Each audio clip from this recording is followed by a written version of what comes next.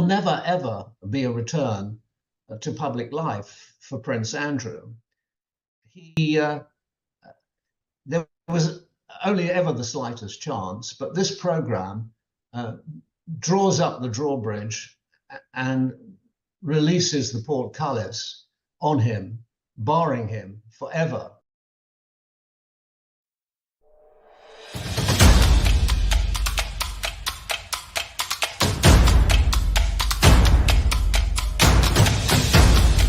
You are listening to the Roberta Glass True Crime Report, putting the true back in true crime.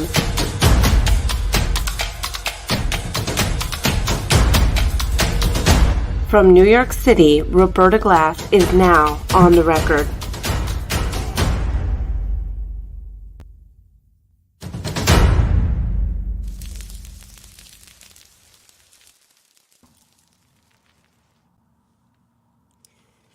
The worst, most career-ending interview is in the news again. We are talking about Prince Andrew's BBC Newsnight interview, of course.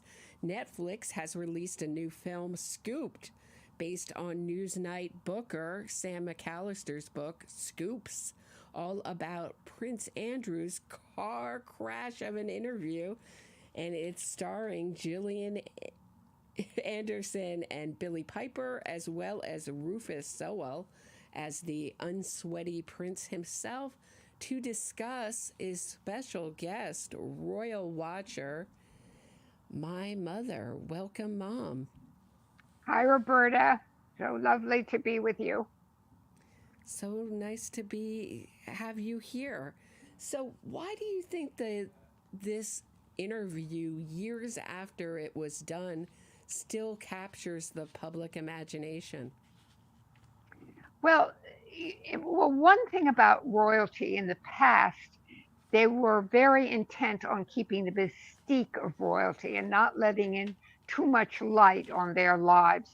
So you always saw them at garden parties or opening a hospital or touring hospitals or doing good works generally. And this has cast the whole royal family, and especially Prince Andrew, the ne'er-do-well prince, in a very hot light. So we can see things. Everything before was invisible. We don't know what palaces looked like. We didn't know what their lives were like. We got sort of rumors, but this thing just exploded. And I think it's fascinating. And what did you think of Scoop? Well, I was most interested in the interview. I mean, I'm sort of interested in how they got the story about this lower class woman who worked for the Mirror, one of the tabloids, and pursued this interest. And it's sort of interesting. But what's really interesting is Emily Mateus and Prince Andrew and that car crash disaster right before our eyes. And he's so oblivious. He has no idea that it's going badly. And it's fascinating. He's just in a cloud somewhere. Apparently, Prince Andrew has now said that the reports are that he's delighted with his portrayal in the new Netflix film. According to the Independent, he loves the way he was portrayed. What is your reaction to that? Well, he's even more unaware of himself and who he really is than is really conceivable. It really is dodo. I don't know how he could see that. I mean, all press is good press. I don't know what he's thinking there. I mean, here they have him yelling at his staff over these amount of teddy bears and putting his Stife bear collection in order on bed. This was it came out in the press and they included in the film. He's yelling at the maids. He comes off as arrogant and completely unaware. There's, I mean, how would he like that. I guess, good press is bad. All good Or maybe press is he good said, press. that's me. Yes, that's me. That's the way I behave. In no sense that it's not very nice. Right. It Oh, seems like you might be right. He may think that this is great behavior. Like, I'm too honorable. I'm glad they got that. Oh, they didn't get the too honorable line in, but of his interview. But he's like, yes, that's right. That order of my teddy bears is extremely important, and I'm glad they got that. They got my bear collection in. Also, what they got in the film was during the negotiations for this BBC Newsnight interview, he invited his daughter Beatrice along to the negotiations. Why do you think she was invited along, and do you think that influenced his decision? I think she was what I've read is she was very much for her father to give this interview, perhaps not realizing who her dad really is. I mean, she probably saw him as daddy, a kind of, I don't know, it doesn't look like he would be a particularly good father, but she must have seen him that way and thought he would exonerate himself. Far from it. I mean, she's very dyslexic. I don't know a whole lot about her. She's married a man who is a land speculator and has an out of wedlock son named Wolfie. Strange name. Anyway, that's what I know about her. We always used to call Beatrice and her sister Eugenie the ugly stepsisters because they dressed so badly with very peculiar hats and sort of Well, dressed like their mother.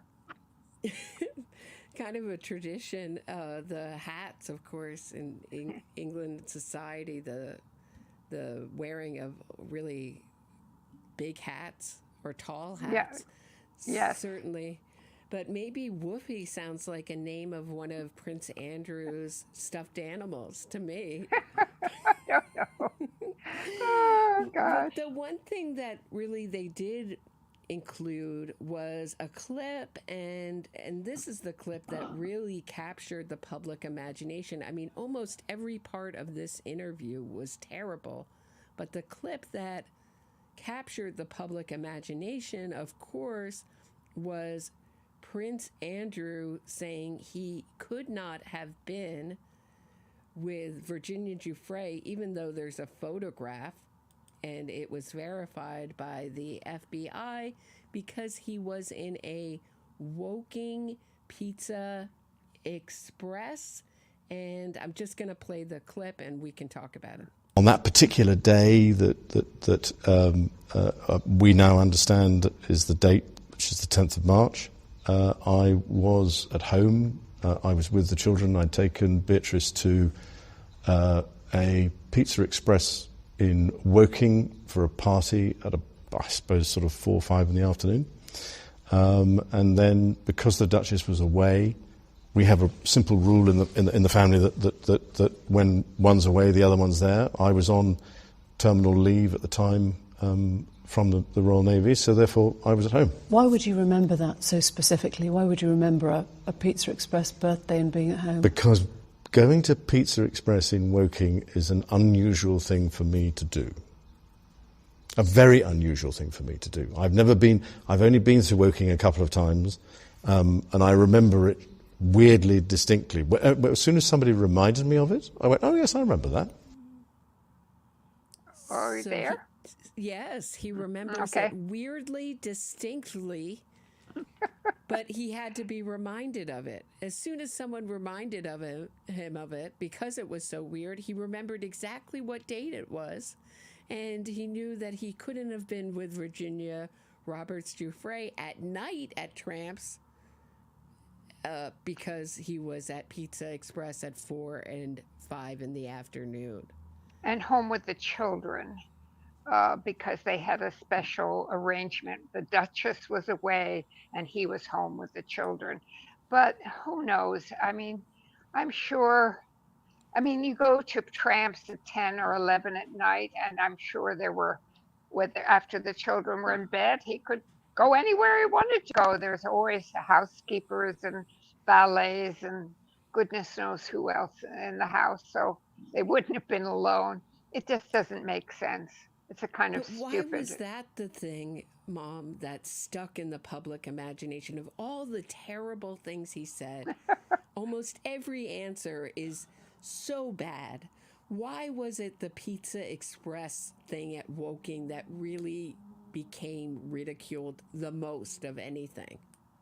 Well, one thing is Woking is a working class neighborhood in London, and it was so unusual for him to be in this working class neighborhood that he remembered it so extremely well. I mean, that is just so entitled and so, oh, such a dreadful answer.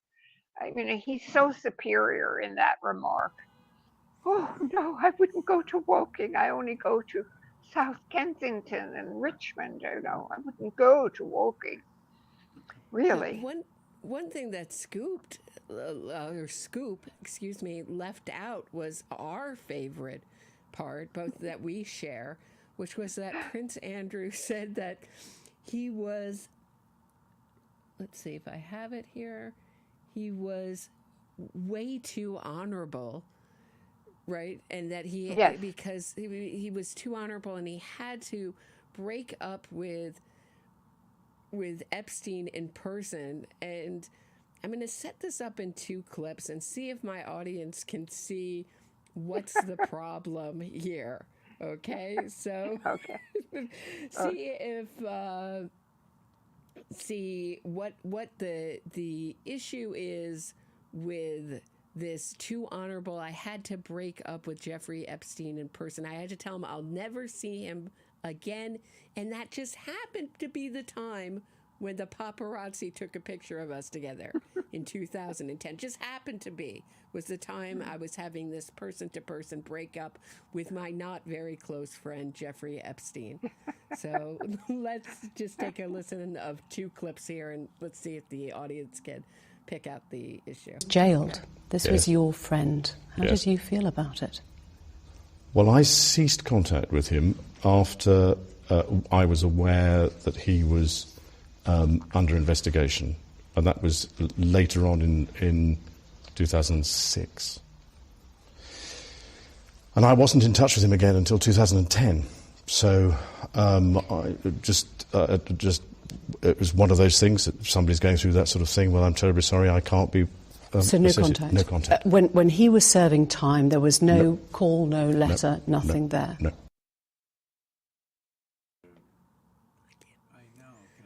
Yeah. And I'm sorry I can't turn my mother up as far as you can go. Mom, can you talk up a little bit? I'll try to turn myself down a little bit. I don't think you can hear me when I turn myself down. I'm sorry, guys. I know it's a little out of whack. But so he says that he had to break up.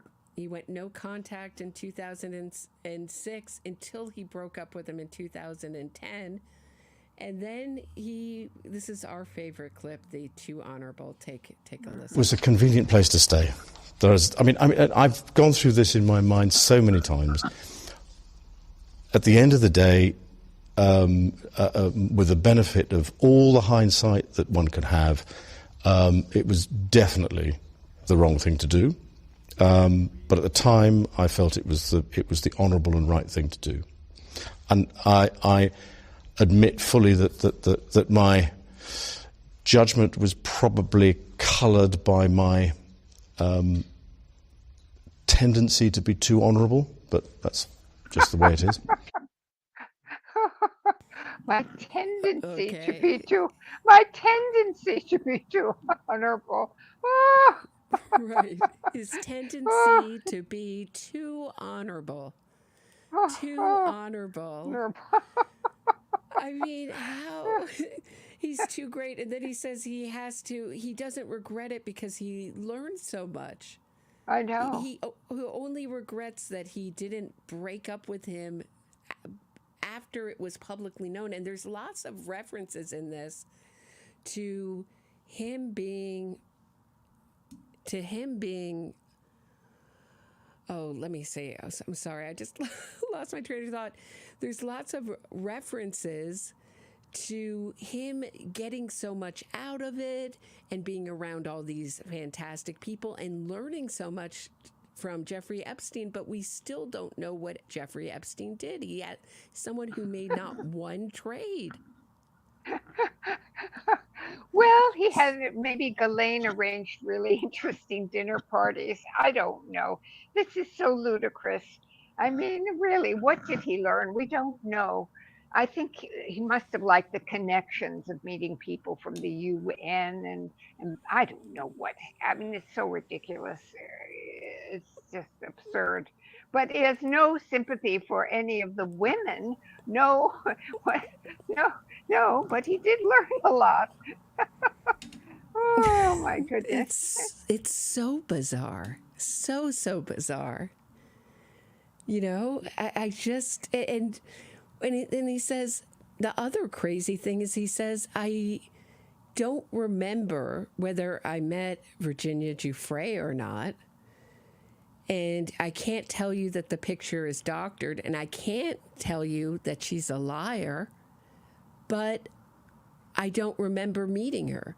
So if you can't remember meeting someone, so, I mean, first he goes no contact. So if you guys didn't pick up, he's going no contact. Then somehow he's back in contact in a way that he has to break up after Jeffrey Epstein gets out of jail. I mean, it makes no sense. And then he's saying, I don't remember, but I have to. It never happened. He says it never happened, but he won't call her a liar. I mean, it's just, what's interesting is how universal, I do a lot of true crime cases, and there's, we can't all agree on everything. We're just not all going to agree on everything, but we all agree on this interview.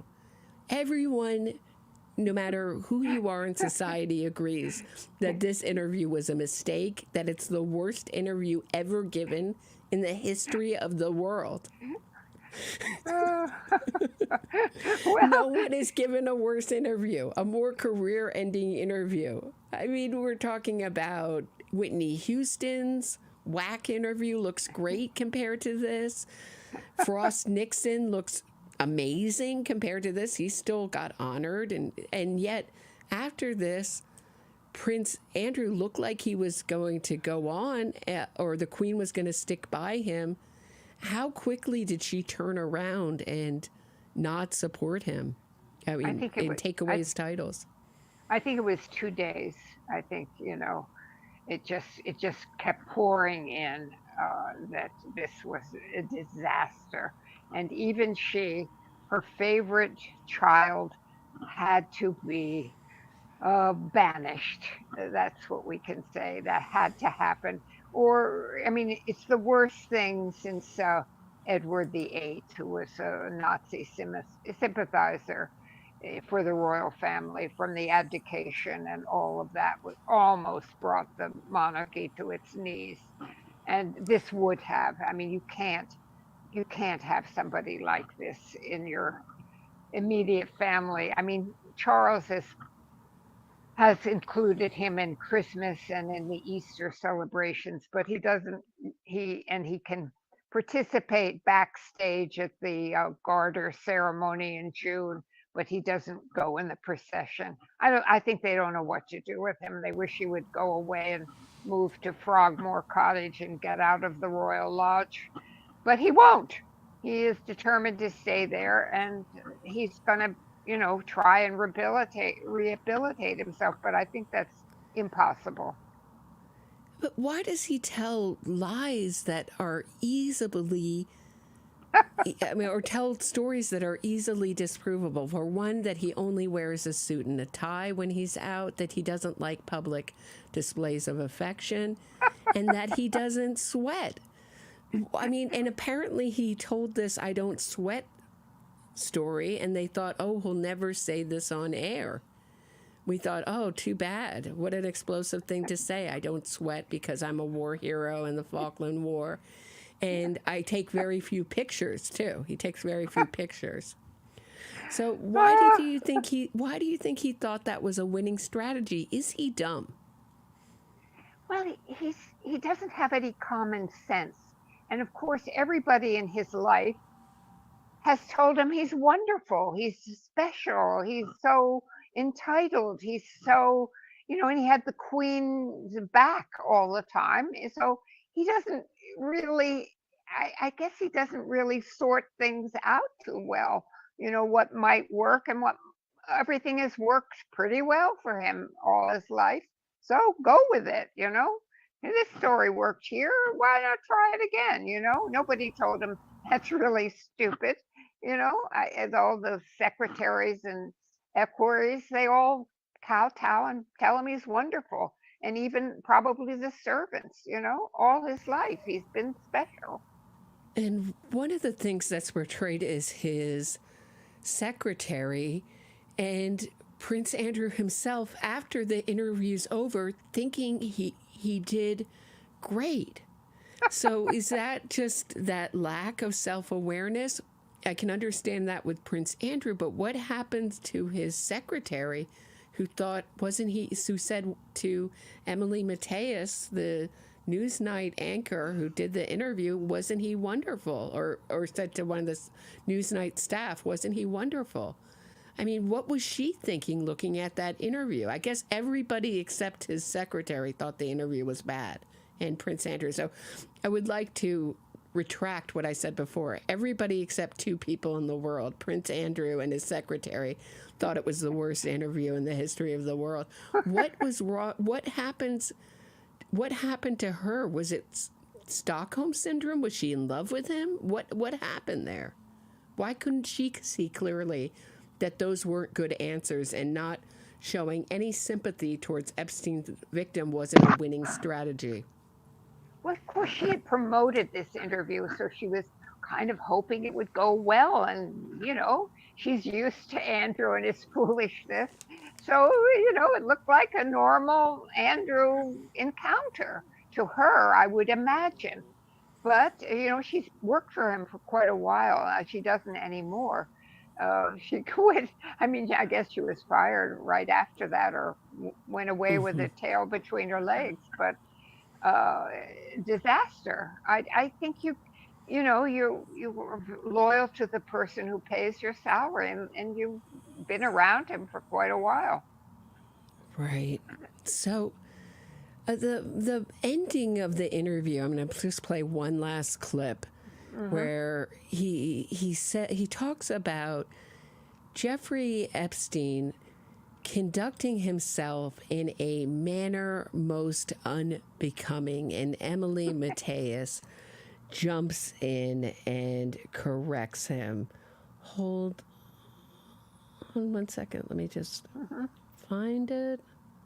I have so many of these clips, Mom.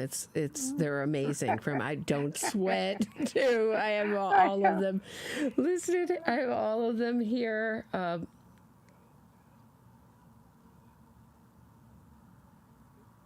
you got it? Oh, yeah. Did I not? Hold on one second. Okay, here we go. Any of your behaviour and your friendship with Epstein? As far as Mr. Epstein is concerned, it was the wrong decision to go and see him in 2010. As far as my association with him was concerned, it had some seriously beneficial outcomes in areas that have nothing to do with what I would describe as what we're talking about today. On balance, could I have avoided ever meeting him? Probably not, and that's because of my friendship with Ghislaine. It was inevitable that we would have come across each other. Do I regret the fact that he has quite obviously conducted himself in a manner unbecoming? Yes. Unbecoming? He was a sex offender. Yeah, I'm sorry, I'm being polite, in the sense that he was a sex offender. But no. Was I right in having him as a friend? At the time, and bearing in mind this was some years before he was accused of being a sex offender, I don't think there was anything wrong then. The problem was the fact that once he had been convicted, You stayed with him. I stayed with him, and that's the bit that as it were, I kick myself for on a daily basis, because it was not something that was becoming of a member of the royal family, and we try and uphold the highest standards and practices, and I let the side down. Simple as that. So he let the side down. So he uses the same word to describe Epstein, that he conducted himself in a manner unbecoming. Do you think that's a phrase that was said to him, that you conducted yourself in a manner unbecoming to a member of the royal family? And he used it. He used it with Epstein. And it's so beyond the pale, because everybody, in Ghislaine Maxwell's trial, which I covered from the courtroom, you could not notice, from the artwork that he kept, from the things around him, from all the girls surrounding him. This was a man consumed with this. He had to do this multiple times a day. He had to have constantly more and more girls. You could not miss this.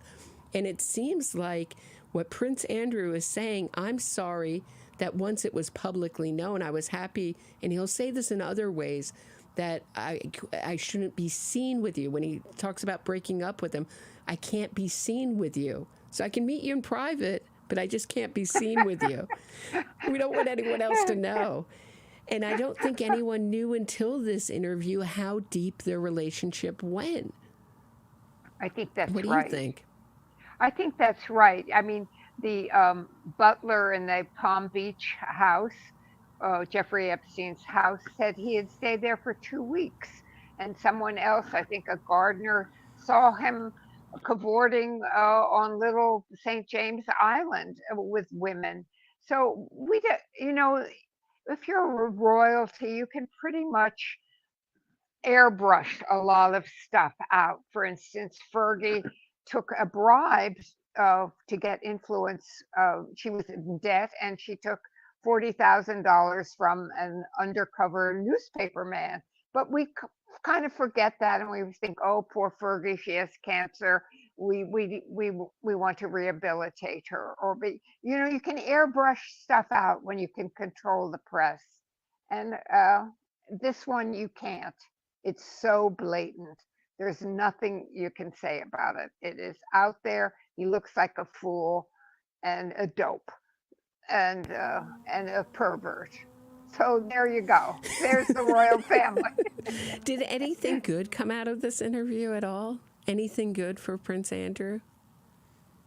Well, he thinks so. No. Actors played him. He's immortalized as the biggest, biggest fool ever to walk the planet to do this interview. Bill Clinton, certainly he had this reputation. It certainly had the Randy Andy reputation. Yeah. But Bill Clinton had accusers before this. It wasn't a surprise, and he stayed quiet. I don't think he'll do an interview where he's asked questions about Jeffrey Epstein or Ghislaine Maxwell. But, of course, his other big defense was Ghislaine Maxwell was his friend and not Jeffrey Epstein, even though he stayed at his house 3 times a year. And when he said, the gardener said you stayed 4 times, he's like, 4? That's outrageous. I'm saying only 2 to 3 times a year. 4 is really beyond the pale exaggeration. You really can't it write never this gets stuff. old. No.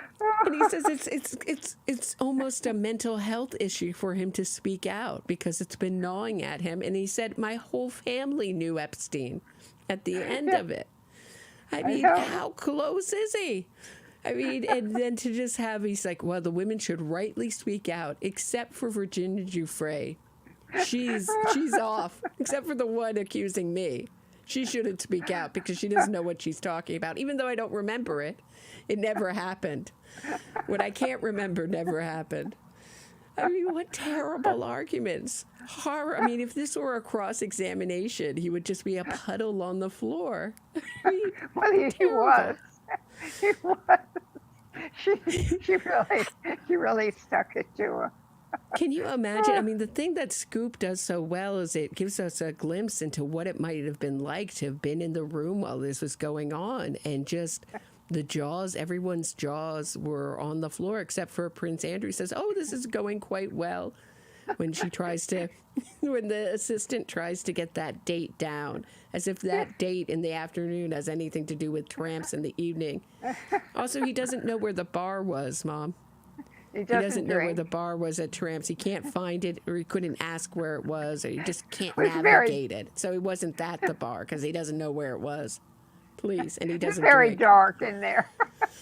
Very dark. It's so absurd that he thought, and he has this stutter when he lies. You know, I was really listening to it. This stutter.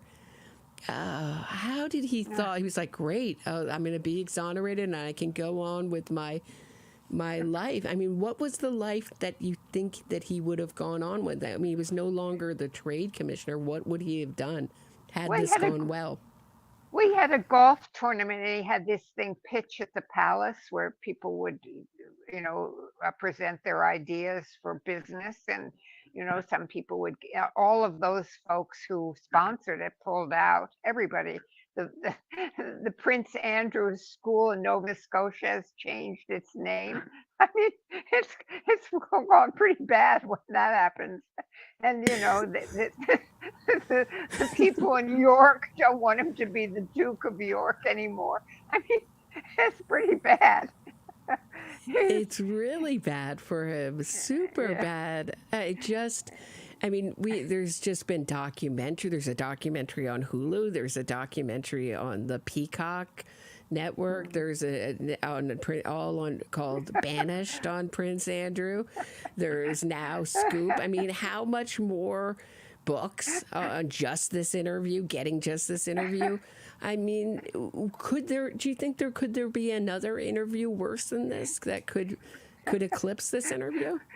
We can all hope, because it's so much fun, but I doubt if anybody will do it. The poor royal family is very beleaguered now. Harry and Meghan have left. Prince Charles has cancer. Princess Kate has cancer. Fergie has cancer. I mean, they're all on the decline. Oh right. My. So a lot of people want to know, what are your feelings about Meghan and Harry?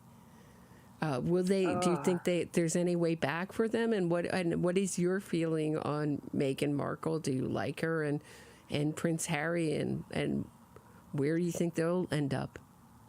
I think I was very much for Meghan when she married. She looked charming, and she seemed to, be very much in love with Harry. But as it's gone on, she has a completely wrong idea of what royalty is. I mean, the wedding itself, she was marrying into the royal family. They weren't marrying into her life. She got it a little backwards. And I really don't like them. I don't think anybody in the royal family is too happy with this book Spare. They don't like spilling the beans. The poor governess to Princess Elizabeth and Princess Margaret was banished and lost her grace and favor home, and was never heard of again because she wrote a sweet little book about the royal children. They don't like that. And to have one of their own do it, I don't see any way he can come back. They're making a fortune in California, but who cares? I mean, a cooking show on the nuts and bolts of playing polo. Oh my, who cares? I mean, who of us plays polo? So and they talk about the environment, and they take private planes I mean, they're such hypocrites, and they talk about wanting privacy, and they put themselves in the public eye. South Park did a great parody of them. Their "We Want Privacy" press tour was fantastic. So, do you think that? Do you think that there's something? I mean, speaking of Spare, do you think there's something about being royal that makes you want to confess, or that makes you want to somehow connect with the public? Or do you think it's just a money grab? I mean, here's Prince Andrew saying it's almost a mental health issue for him to do this interview. And then Prince Harry's writing a very revealing book. I mean, almost too much TMI, as the young people say, too much information. Right. Thank you, about his private habits. Do you think there's something about being royal that makes you want to confess? No, it was all. I think it's about money, and he was offered a great deal, and he took it, and had to. His ghostwriter wrote it up. I don't know.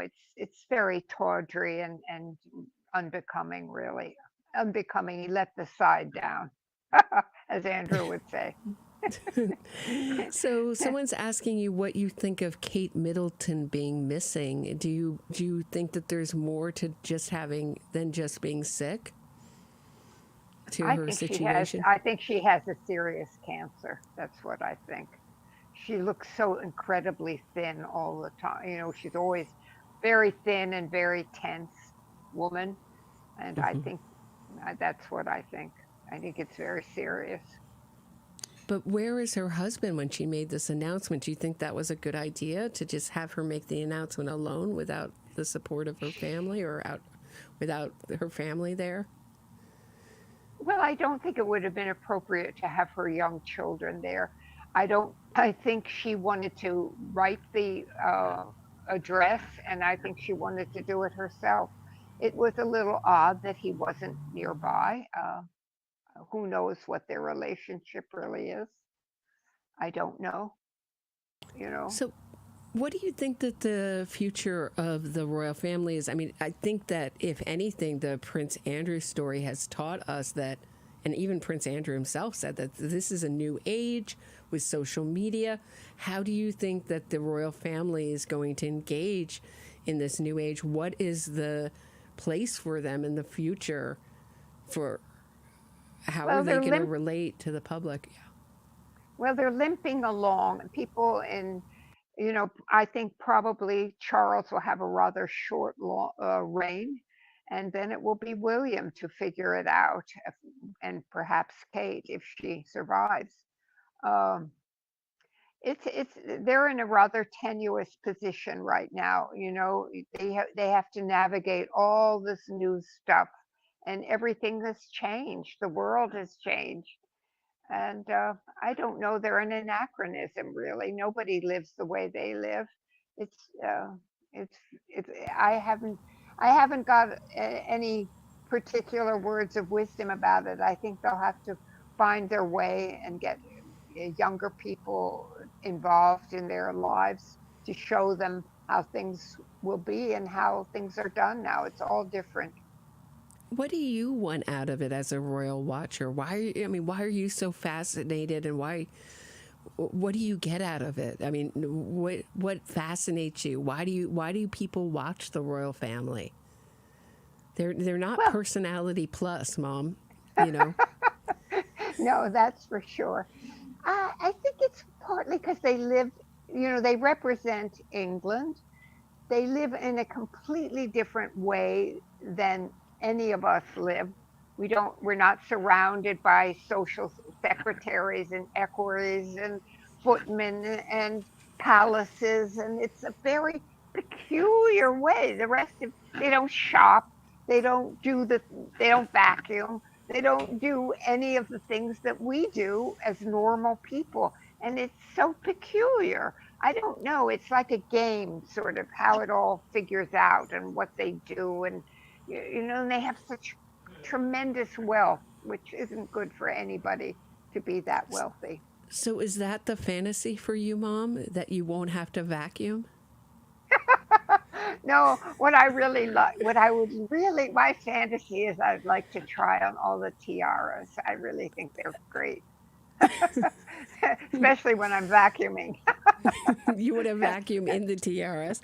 Do you think that the good idea would be, do you think they're doing the right thing to spare down the royal family? I mean, that seems to be the plan. And do you think that there's a place in the future for the royal family, or do you think it should be abolished? Well, people love it, and it's a wonderful tourist thing, and it symbolizes England. It's being pared down without any help of Charles. I mean, I would personally don't like Princess Beatrice and Eugenia, and hope they fade away.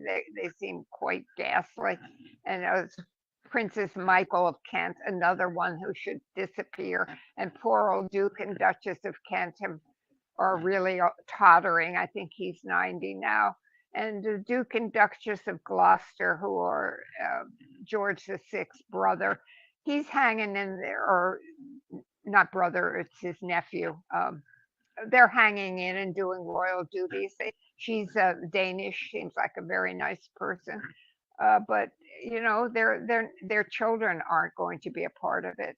So it's going to be much smaller. It will be Prince George and Prince Louis and Charlotte will be the stars in the future. Okay, as a lifelong corgi owner, do you think that the corgis need to be brought back into the royal family? Because my understanding is there are no more corgis left. Well, do you think that would be helpful? Andrew and Fergie gave the Queen 2 corgis, and they're looking after the corgis, so they're banished too. No more corgis. Love them. Wonderful dogs. You say bring them back. Bring them back. Oh, I love them. All right. Well, I think Goodbye, we've done Roberta. it. Yeah, thank you so much. I really appreciate it, and appreciate your insight. And please hit the thumbs up, subscribe to the channel, share this episode. If you're listening on Apple Podcasts, leave me a 5-star review, and I'll be back tomorrow night at 6 p.m. Eastern. Thanks so much, everybody. Have a great night. Goodbye, Roberta. Love you.